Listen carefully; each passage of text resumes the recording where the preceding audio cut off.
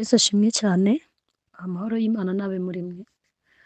Nitwa Joseline Mukatete, ndi umukobwa umwami yagiriye ubuntu bwinshi, ankiza umujinya w'Imana kuko mu isi y'imperuka hazaza ibihe birushya, ko abantu bazabikunda, bakunda impiya, birarira, batukana, batumvira, badakunda ababyeyi babo, badakunda ababo, ngo birarira, babeshya n'ibindi. Yaravuze ibintu byinshi, ariko avuga akantu gakomeye natinye. Yaravuze ngo bazaba bafite ishusho yo kwera ariko bahakana imbaraga zako. Ibitotsi ni byinshi, ni byinshi, ni byinshi, ariko umwuka wera arashaka ko mubyuka, arashaka ko mubyuka mukarabagirana, kuko umucyo wanyu uraje, kandi uwo mucyo nta wundi ni agakiza. Ako gakiza nta kandi ni Kristo. Uwo Kristo niwe buntu, niwe mbabazi, niwe rukundo, niwe mbaraga ku bamwizera. Rero umuntu wese ajya amenya aho asinziriye, akamenya aho yananiriwe, akamenya aho yaryamye, akamenya shambure waryamyemo. Hari abaryama muri shambure z'ubusambanyi, hari abaryama muri shambure z'amashyari, hari abaryama muri shambure z'inzangano, hari abaryama muri shambure z'amagambo, hari abaryama muri shambure z'amarari. Umuntu wese aba azi shambure yaryamyemo, ahantu Satani yamuryamishije agasinzira. Ariko umva itangazo umwuka wera atanze, aravuze ngo byuka urabagirane, kuko umucyo wawe uraje, kuko umukwe we azaza. Umukwe azaza, kandi rwose kuba wari ufite itabaza ugacana ijoro ryose, ugacana imyaka 10, 20, 30, naza agasanga amavuta yagushiranye no kuruzasigara pe. Ibitotsi byo ni bibi, ibitotsi byo ni bibi. Ushaka kumenya imbaraga z'ibitotsi wazibaza Samusoni, yasinziriye amasegonda atari menshi, sinzi ko yigeze asinzira umwanya munini, ariko ashiduka amaso bayakuyemo. Hari igihe umuntu aryama akaryama mu byaha, akagira ngo azagaruka yujuje ingingo, kumva ugasanga ingingo zimwe na zimwe Satani yazinogoyemo. Ariko umwuka wera arimo arakubwira ngo ubyuke kandi urabagirane, ko bishoboka ko mu ijuru bafite insimburangingo. Ushaka kumenya ibitotsi, imbaraga z'ibitotsi wazibaza Sawuli. Sawuli ngo yarasinziriye uwagendanaga na Dawidi ngo aragenda, ni Dawidi ngo aragenda afata icumu rye n'icyo yanyweshaga amazi arigendera. Sawuli ngo akangutse asanga icumu rye baritwaye n'icyo yanyweshaga amazi bakijyanye. Mbabwiza ukuri, izo ni ingaruka z'ibitotsi. Imana idufashe cyane. Ushaka kumenya ingaruka z'ibitotsi wabaza Bibiliya. Harimo abantu benshi bagiye barasinzira bahura n'ibibazo bikomeye. Ushaka kumenya ingaruka z'ibitotsi, wamenya ibitotsi Aburahamu yaryamanye n'umuja we akabyaramo Ishimayeli, na n'uyu munsi, kugeza uyu munsi. Bene Hagayi na bene Sara bararwana kugeza none kubera ibitotsi. Rero ibitotsi ntabwo ari byiza. Umwuka wera arashaka ko mukanguka. Ibintu umuntu ashobora gusinziriramo ni byinshi, ni byinshi. Imyidagaduro, imbuga nkoranyambaga, YouTube, bituma abantu basinzira, byo ni byinshi, ni byinshi. Satani arabiba, agenda abiba ibintu byinshi, ariko Imana irashaka ko abantu mukanguka, mukaba mu isi mukangutse, mugwije imbaraga z'umutima, mufite kwera kwa Kristo. Niko Petero yavuze ngo iteka iyo nsenga ndabasengera ngo Imana ibaha amata y'umwuka adafunguye, ngo abakuze abageze ku gihagararo cya Kristo. Ni Dawidi ngo aragenda afata icumu rye n'icyo yanyweshaga amazi arigendera. Sawuli ngo akangutse asanga icumu rye baritwaye n'icyo yanyweshaga amazi bakijyanye. Mbabwiza ukuri, izo ni ingaruka z'ibitotsi. Imana idufashe cyane. Ushaka kumenya ingaruka z'ibitotsi wabaza Bibiliya. Harimo abantu benshi bagiye barasinzira bahura n'ibibazo bikomeye. Ushaka kumenya ingaruka z'ibitotsi, wamenya ibitotsi Aburahamu yaryamanye n'umuja we akabyaramo Ishimayeli, na n'uyu munsi, kugeza uyu munsi. Bene Hagayi na bene Sara bararwana kugeza none kubera ibitotsi. Rero ibitotsi ntabwo ari byiza. Umwuka wera arashaka ko mukanguka. Ibintu umuntu ashobora gusinziriramo ni byinshi, ni byinshi. Imyidagaduro, imbuga nkoranyambaga, YouTube, bituma abantu basinzira, byo ni byinshi, ni byinshi. Satani arabiba, agenda abiba ibintu byinshi, ariko Imana irashaka ko abantu mukanguka, mukaba mu isi mukangutse, mugwije imbaraga z'umutima, mufite kwera kwa Kristo. Niko Petero yavuze ngo iteka iyo nsenga ndabasengera ngo Imana ibaha amata y'umwuka adafunguye, ngo abakuze abageze ku gihagararo cya Kristo. mu ijambo ry'Imana Petero yavuze ngo mwirinde ibisindisha mube maso kuko umurezi wanyu Satani azerera nk'intare yivuga ashaka uwo yacuncomera. Buri munsi Imana iradusaba kuba maso. Mube maso kuko niba hari amagambo menshi Yesu yavuze asubiramo cyane, ni mube maso, mube maso, mube maso, mubane maso nanjye, mwihanganane nanjye isaha imwe, mube maso kuko mutazi igihe umujura azazira, iyo aba nyir'urugo yakabaye maso, yakarinze inzu ye ntihagire uwicukura, mbese mube maso. Bibiliya iduhora idusaba kuba maso. Rero ushaka kumenya ingaruka z'ibitotsi wajya kubaza aba bagore ngo barindaye, bose babyarira rimwe, hanyuma ngo umwe arasinzira aryamira umwana we. Muribuka uko Salomo yaciye urwo rubanza, yaravuze ati munzanire inkota. Inkota isobanura ijambo ry'Imana. Hanyuma ngafata umwana aramukeba, aravuga ati ngiye kumukatamo kabiri, umwe muha igice cyo undi muha iki. Nyir'umwana aravuga ati oya, umwana wanjye ntumwice, muhereze uriya mujyane basi nzajya musura, nzajya mbaririza amakuru ye. Nyir'umupfu ati ntacyo rwose mumwice twese tuhombe. Salomo aravuga ati nakubonye sha, uyu mwana ntago ari uwawe, ufite uyu mwana imbabazi niwe nyina. Ijambo ry'Imana rijya ritandukanya ibintu. Nubwo twabyariye hamwe muri maternity imwe mu gihugu kimwe, ariko ijambo ry'Imana riradutandukanya. Inkota, ijambo ry'Imana rijya ritandukanya ikintu, umwana mama we akamenyekana. Imana idufashe, hari igihe kizagera igihe n'ubu ijambo ry'Imana riracyakora. Ijambo ry'Imana rizi gutandukanya nyir'umwana na nyir'ugusinzira. Yemwe nimubyuke murabagirane kuko umucyo wanyu uraje kandi ubwiza bw'Uwiteka bukaba bubarasiye. Ukuntu abantu bajya babeshya abantu, urabona ngo nukomeza ngo ukaba mwiza ngo Yesu azakujyana, ariko nasanga nta mavuta ufite n'ukuri azagusiga. Rero Imana ibagirire neza. Ngayo uko nari nahishuriwe, uko nari nahawe n'Umwami, nuko Umwuka Wera akomeza abigishe, Umwuka Wera akomeza abahishurire n'ibindi birenze ibyo mvuze.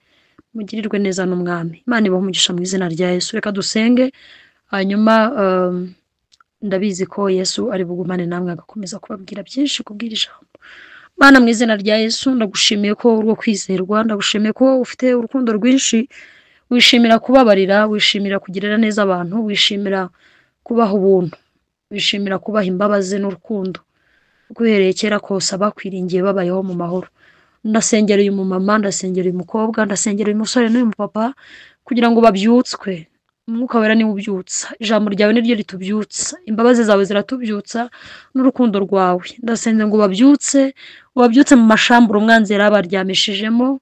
Buri wese abazi aho anesherezwa, buri wese abazi aho ananirirwa, ariko ndasenze ngo umuntu wese umubyutse mu izina rya Yesu.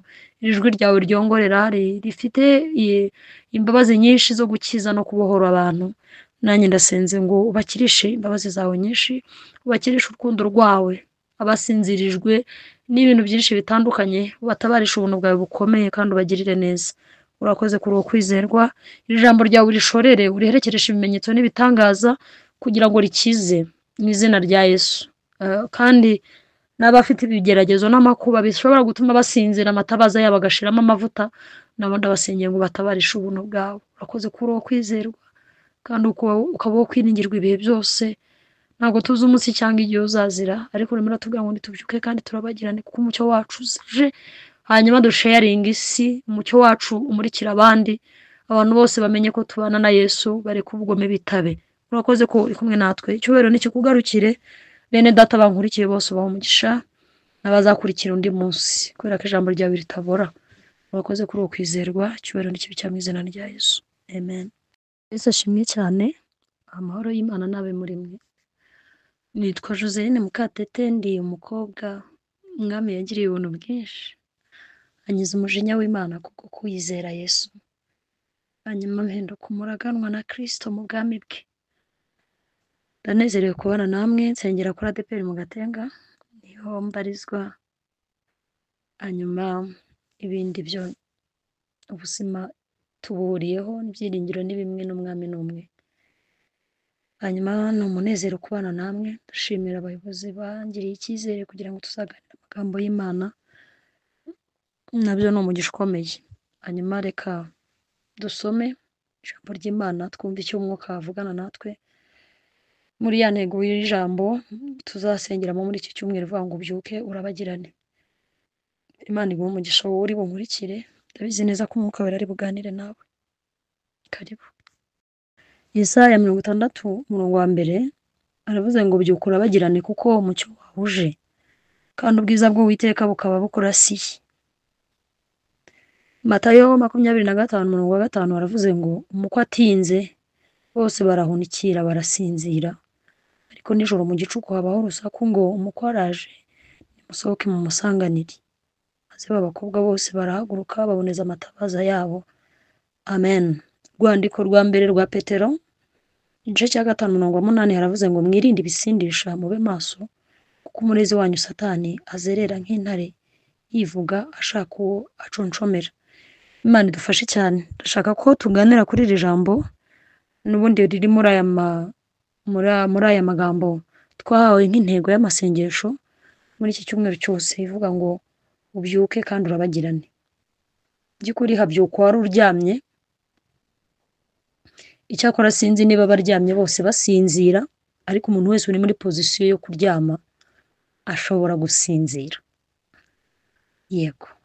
Ndashaka ko tuza kuganira rero ku bitotsi. Ibitotsi turebe ese igihe umuntu aryamye akwiriye kuba afite iki, kuko kuryama byo ni ibintu biri normal bisanzwe, ahubwo ikibazo ni ukuryama uryamanye iki.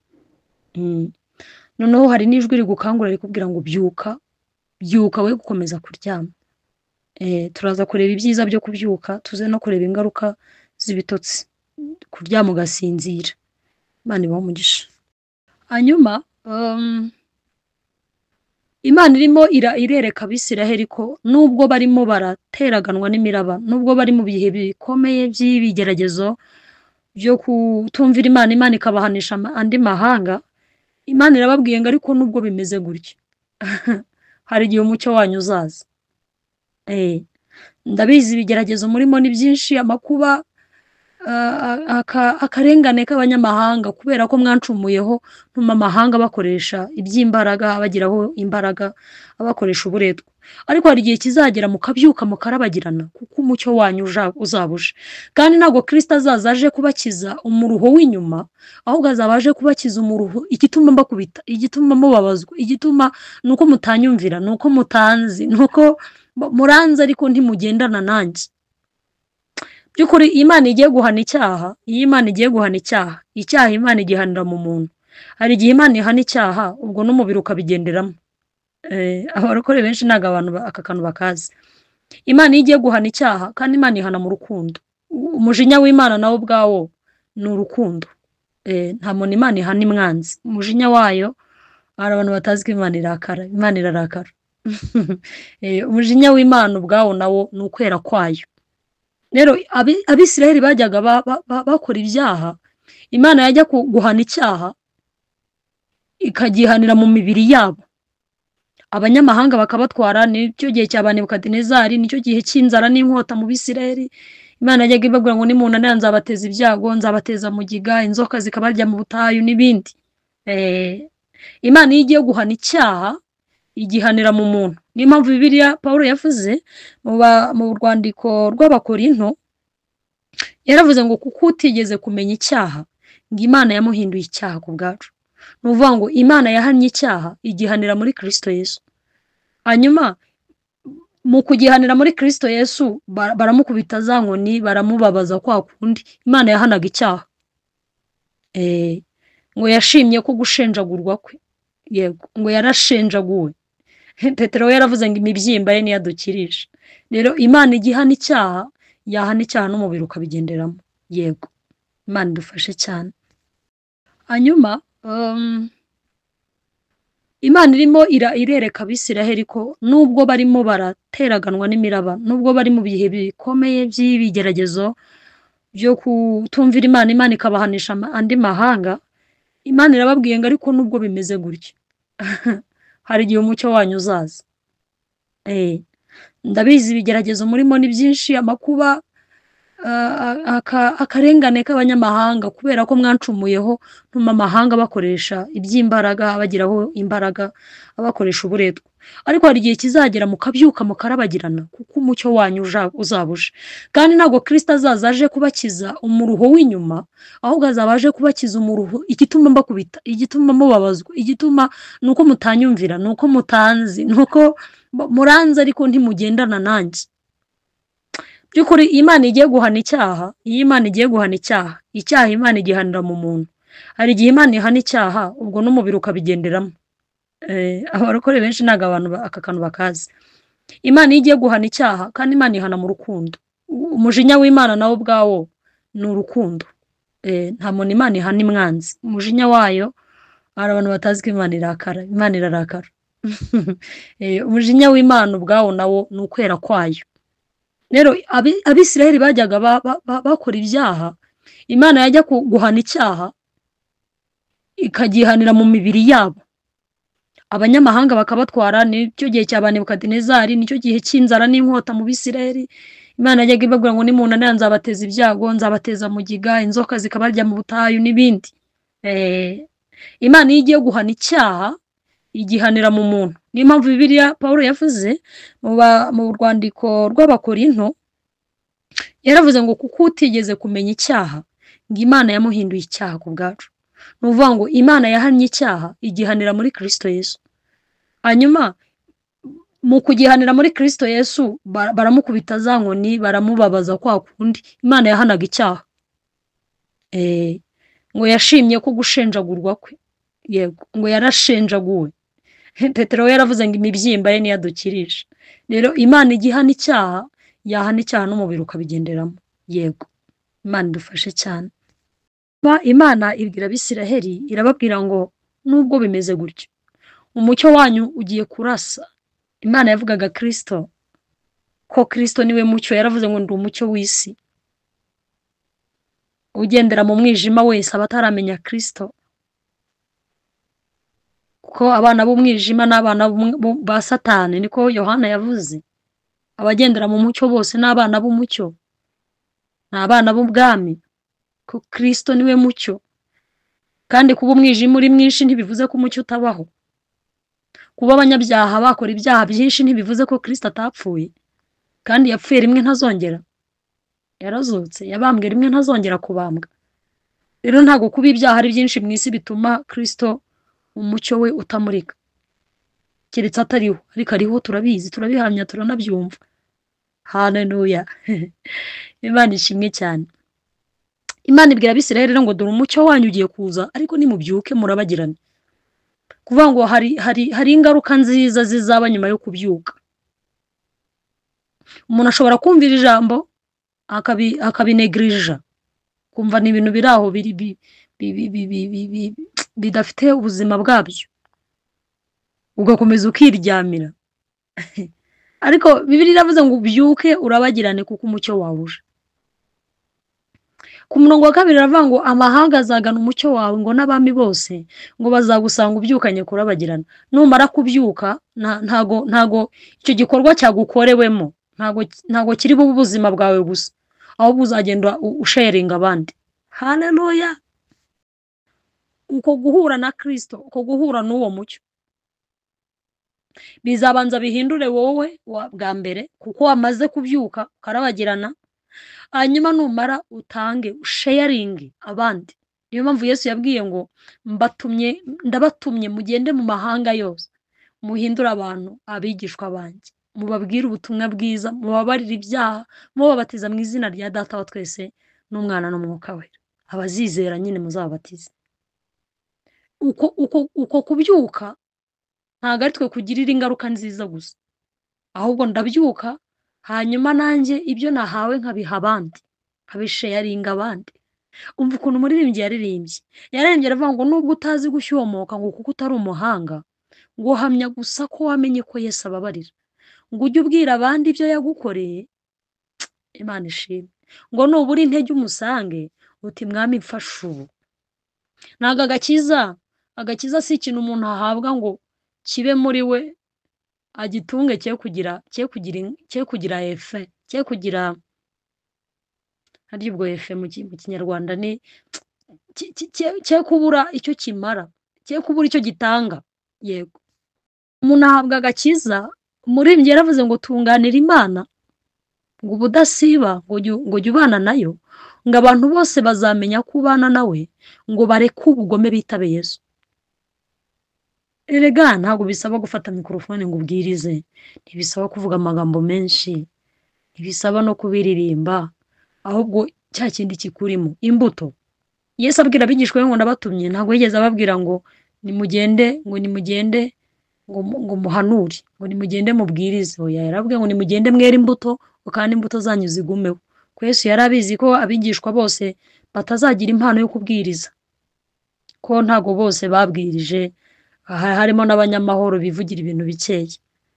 None se mwigeze mubonaho umwigishwa wa Tom witwa Tom wa Yesu witwa Tom, hari igitabo cye mwigeze mubona yandika? Ndimo ndavuga ni hari umuntu wigeze ubona ubutumwa bwiza bwa Tom? Tom yari umwe mu bigishwa ba Yesu, ariko iyo usomye urupfu rwa Tom ugasoma amateka ye, bigaragaza ko yabanye na Yesu yera imbuto nziza. Hari igitabo cyitwa ubutumwa bwiza uko bwanditswe na Stefano? Ntacyo. Ariko iyo usomye amateka ya Stefano, ubona uburyo yapfuye, ukabona ko mu rupfu rwe harimo imbaraga zikomeye zatumye Pawulo ahinduka, uwari umugome ahinduka umukunzi wa Kristo. Rero ntago bidusaba ibintu bikomeye iyo amaze kuvirwa n'umucyo. Haleluya! Hariho imbuto z'umucyo. Bibiliya ivuga ngo ni ingeso nziza, ingeso nziza, imbuto z'umucyo, ngo ni ingeso nziza. Imana ishimwe cyane. Ingeso nziza no gukiranuka. Niko Paulo yavuze, imbuto z'umucyo. Rero abari mu mucyo ntibashobora na hato kugendera mu mwijima. Byukura bagirane kuko umucyo wawe uje, kandi ubwiza bw'Uwiteka bukabukurasiye. Abakobwa 10 twasomye muri Matayo, bose barambagijwe n'umusore umwe ari we Kristo. Arabwira ati rero ntago ndi bubabwire igihe nzazira, naza ku manywa, naza ari nijoro, mwebwe mwitegura ubukwe. Ndimo ndavuga ni hari umuntu wigeze ubona ubutumwa bwiza bwa Tom? Tom yari umwe mu bigishwa ba Yesu, ariko iyo usomye urupfu rwa Tom ugasoma amateka ye, bigaragaza ko yabanye na Yesu yera imbuto nziza. Hari igitabo cyitwa ubutumwa bwiza uko bwanditswe na Stefano? Ntacyo. Ariko iyo usomye amateka ya Stefano, ubona uburyo yapfuye, ukabona ko mu rupfu rwe harimo imbaraga zikomeye zatumye Pawulo ahinduka, uwari umugome ahinduka umukunzi wa Kristo. Rero ntago bidusaba ibintu bikomeye iyo amaze kuvirwa n'umucyo. Haleluya! Hariho imbuto z'umucyo. Bibiliya ivuga ngo ni ingeso nziza, ingeso nziza, imbuto z'umucyo, ngo ni ingeso nziza. Imana ishimwe cyane. Ingeso nziza no gukiranuka. Niko Paulo yavuze, imbuto z'umucyo. Rero abari mu mucyo ntibashobora na hato kugendera mu mwijima. Byukura bagirane kuko umucyo wawe uje, kandi ubwiza bw'Uwiteka bukabukurasiye. Abakobwa 10 twasomye muri Matayo, bose barambagijwe n'umusore umwe ari we Kristo. Arabwira ati rero ntago ndi bubabwire igihe nzazira, naza ku manywa, naza ari nijoro, mwebwe mwitegura ubukwe. Ndimo ndavuga ni hari umuntu wigeze ubona ubutumwa bwiza bwa Tom? Tom yari umwe mu bigishwa ba Yesu, ariko iyo usomye urupfu rwa Tom ugasoma amateka ye, bigaragaza ko yabanye na Yesu yera imbuto nziza. Hari igitabo cyitwa ubutumwa bwiza uko bwanditswe na Stefano? Ntacyo. Ariko iyo usomye amateka ya Stefano, ubona uburyo yapfuye, ukabona ko mu rupfu rwe harimo imbaraga zikomeye zatumye Pawulo ahinduka, uwari umugome ahinduka umukunzi wa Kristo. Rero ntago bidusaba ibintu bikomeye iyo amaze kuvirwa n'umucyo. Haleluya! Hariho imbuto z'umucyo. Bibiliya ivuga ngo ni ingeso nziza, ingeso nziza, imbuto z'umucyo, ngo ni ingeso nziza. Imana ishimwe cyane. Ingeso nziza no gukiranuka. Niko Paulo yavuze, imbuto z'umucyo. Rero abari mu mucyo ntibashobora na hato kugendera mu mwijima. Byukura bagirane kuko umucyo wawe uje, kandi ubwiza bw'Uwiteka bukabukurasiye. Abakobwa 10 twasomye muri Matayo, bose barambagijwe n'umusore umwe ari we Kristo. Arabwira ati rero ntago ndi bubabwire igihe nzazira, naza ku manywa, naza ari nijoro, mwebwe mwitegura ubukwe. Bibiliya igaragaza ko aba bakobwa bose biteguye ubukwe. baravuga ati wa mugani nta wamenya sheri wacu ashobora kuza ari ku manywa cyangwa akaza nijoro, reka niba ari ku manywa dutegura iby'amanywa, niba ari na nijoro dutegura iby'amanywa. Bamwitegura mu bihe byombi, bamwitegura mu bihe by'ijoro, banamwitegura mu bihe by'amanywa. Bibiliya ivuga ngo iki rero? Bibiliya iravuga ngo umukwe arabatungura aza ari nijoro. Abatanu ngo b'abanyabwenge ngo bari bafite amavuta baza arimo amavuta, ariko ngo bafite n'utundi tuvuta bashyize ahantu kereke pare. Bati nta wamenya, ijoro rishobora kuba rirerire, reka dusigaze n'andi mavuta makeya turi buze gushyiramo, ntibigeza nka saa 7, saa 8, saa 9 mu gicuku, saa 10, nta wamenya igihe azazira. Abapfapfa batereka reka ntiyatinda, se urumva yabidukora ngo bishyiriramo ayo babonye barara bacanye. Ariko ngo mu gicuku amatabaza yabo bose arazima. Erega igitangaza si ijoro, igitangaza si nuko umukwe yatinze, ahubwo dore ikintu kizakiza abakobwa b'abanyabwenge nuko bagize ubwenge bakabika amavuta yabo. Niho ubwenge buri gusa.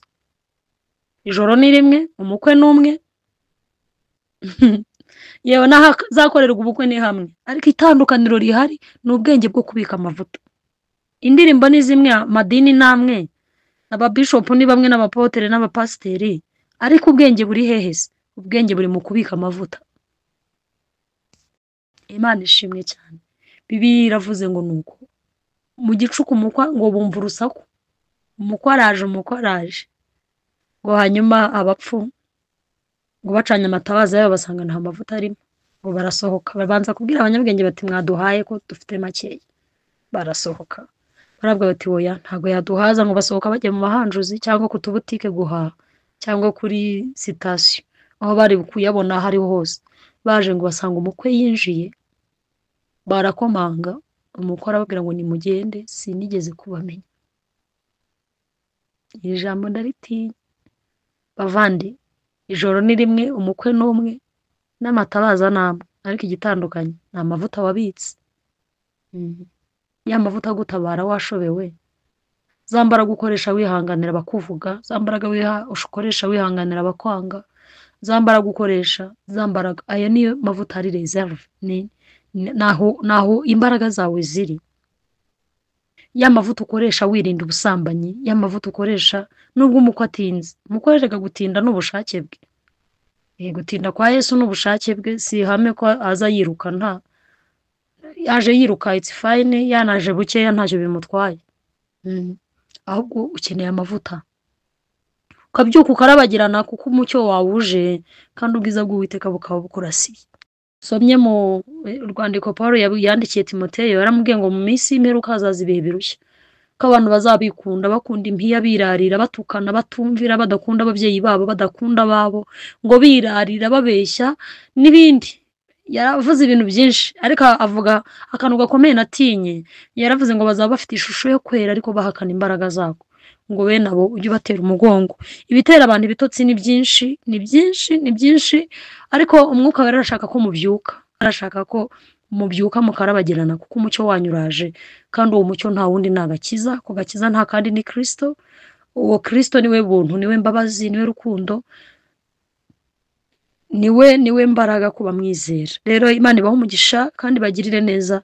Umuntu wese ajya amenya aho asinziriye, akamenya aho yananiriwe, akamenya aho yaryamye, akamenya shambure waryamyemo. Hari abaryama muri shambure z'ubusambanyi, hari abaryama muri shambure z'amashyari, hari abaryama muri shambure z'inzangano, hari abaryama muri shambure z'amagambo, hari abaryama muri shambure z'amarari. Umuntu wese abazi shambure yaryamyemo, ahantu Satani yamuryamishije agasinzira. Ariko umva itangazo umwuka wera atanze, aravuze ngo byukura bagirane, kuko umucyo wawe uraje kandi ubwiza bw'Uwiteka burakurasiye. Niwumva iyo sonori, niwumva iyo jwi, ntiwinangire umutima. Imana irashaka kurara mu mutima wawe. Hari abantu benshi bagiye babyuka bakarabagirana, baza kayo, bagiye bimenya ahubwo bibabwira Yesu ngo turagukeneye, turagushaka. Numva rero iri jwi, ntiwinangire umutima. Yesu aracyababarira, Yesu aracyagirira neza abantu, aracyaruhura, aracyatanga ihumure, aracyatanga amahoro, aracyatanga ubuntu bwe, buracyatanga imbabazi. Rero ntiwinangire umutima, kuko umukwe wawe azaza. Umukwe azaza, kandi rwose kuba wari ufite itabaza ugacana ijoro ryose, ugacana imyaka 10, 20, 30, naza agasanga amavuta yagushiranye, n'ukuri uzasigara pe. Ibitotsi byo ni bibi, ibitotsi byo ni bibi. Ushaka kumenya imbaraga z'ibitotsi wazibaza Samusoni, yasinziriye amasegonda atari menshi, sinzi ko yigeze asinzira umwanya munini, ariko ashiduka amaso bayakuyemo.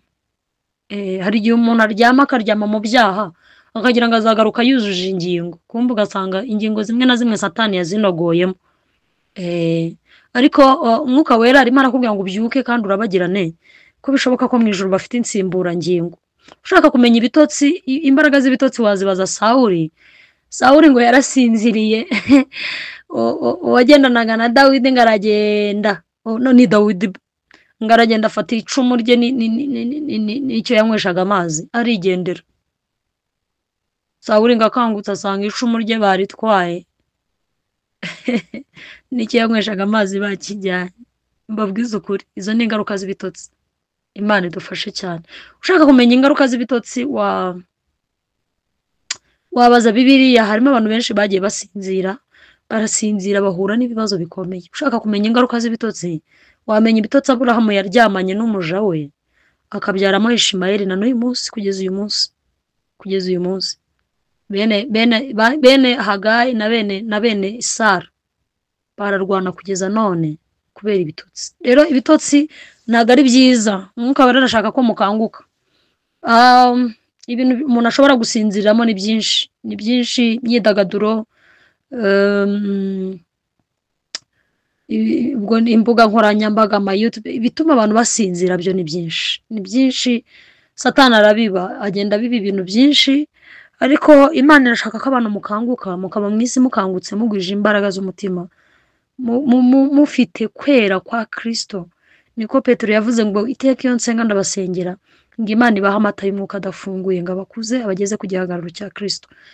Ni Dawidi ngo aragenda afata icumu rye n'icyo yanyweshaga amazi arigendera. Sawuli ngo akangutse asanga icumu rye baritwaye n'icyo yanyweshaga amazi bakijyanye. Mbabwiza ukuri, izo ni ingaruka z'ibitotsi.